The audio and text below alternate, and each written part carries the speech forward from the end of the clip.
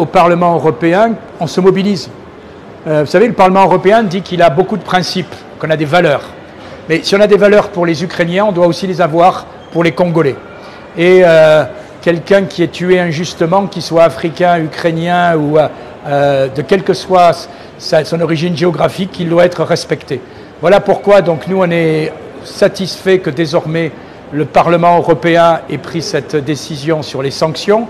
Il reste maintenant à la faire appliquer par le Conseil européen, ce qui devrait être fait, j'espère, à partir du 17 mars, puisque le Luxembourg, qui avait bloqué la décision, dit maintenant qu'il ne la bloquera pas. Je pense que pour le moment, on est sur le bon chemin et que M. Kagame commence à être connu pour ce qu'il est, c'est-à-dire finalement un dictateur qui envahit le pays voisin.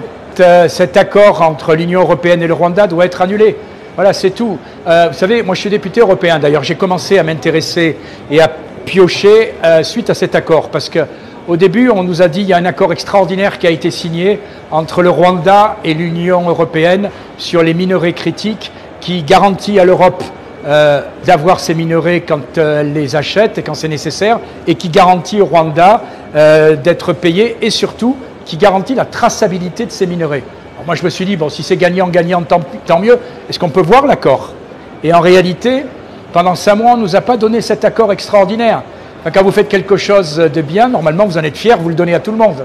Et puis j'ai la naïveté de croire qu'un Parlement, ça sert aussi à donner son avis, voire à voter ces accords. Au bout de 5 mois, on a réussi enfin à avoir ces accords et on s'est aperçu que la traçabilité n'existait pas.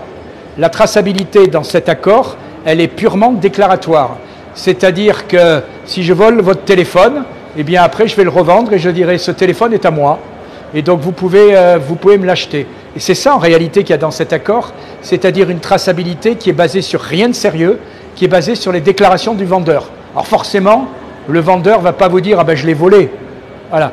Et donc il faut que cet accord soit annulé. Après il faut aller plus loin et votre président a raison. Il faut trouver un moyen pour mettre fin à ces pillages mais aussi à ces querelles. Et donc il faut travailler, c'est ce qu'on essaye de voir, sur une traçabilité réelle de ces minéraux. S'il y a des minéraux qui sont au Rwanda, il a le droit de les vendre. Mais il faut qu'il prouve qu'ils sont au Rwanda.